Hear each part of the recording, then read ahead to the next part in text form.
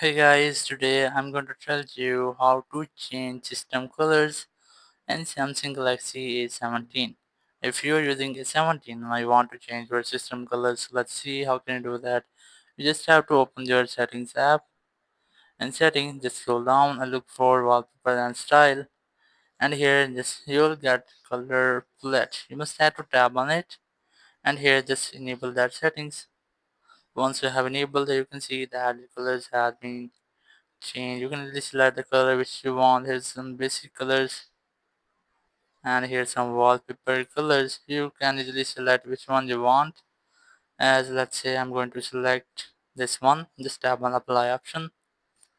Once you have applied, your all system colors will be automatically changed, including these country settings, dial pad, and there.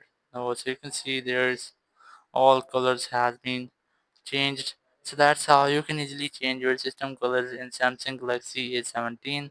Thank you very much for watching the video. Until next video, bye bye.